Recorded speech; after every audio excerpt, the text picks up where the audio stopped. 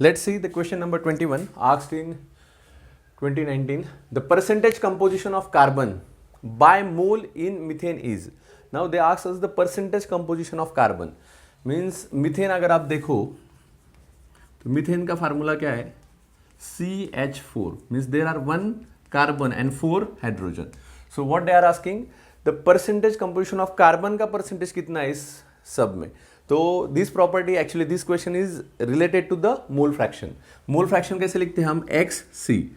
The mole fraction है ना, जैसे for example in the 10th you got suppose 35%. तो 35% मिले हैं आपको, लेकिन आउट ऑफ 100. तो दैट इज पर्टिकुलर स्कोर आप जो कैलकुलेट कर रहे हो दैट इज 35. सिमिलरली यहाँ कार्बन का स्कोर कितना है out of all these CH4.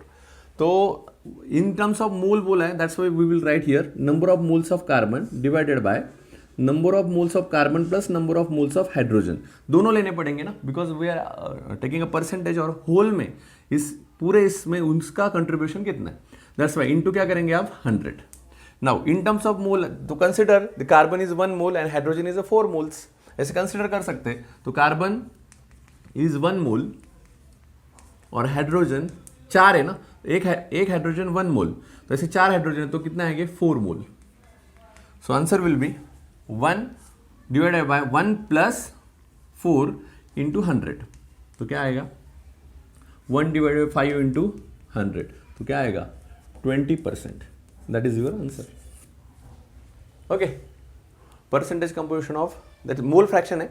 एक बार पढ़ लो एनसीईआरटी में मोल फ्रैक्शन क्या है. जस्ट सिंपल फार्मूला है. अगर इन्होंने हाइड्रोजन का पूछा होगा तो XH लिखता मैं, और यहाँ NH divided by NC plus NH रहता. ओके, तो वैसे निकाल सकते थे हम. चाहिए तो हम अभी निकाल लेंगे. देखो सपोज XH है तो क्या आएगा NH divided by NC plus NH into 100. तो ये क्या आएगा 4 डिवाइडेड बाय 1 प्लस 4 इंटू 100. यानी क्या हो गया 4 डिवाइडेड बाई 5 इंटू 100. तो ये तो 20 आ गया. तो ये आएगा आपका आंसर 80%. यानी हाइड्रोजन कितना हो गया 80%. ओके, और कार्बन कितना है 20%. वैसे भी 20 आए तो ये 80 आने ही वाला था. So in this way we can calculate. Just read about mole fraction. You must know that for the further complicated problems. Thank you.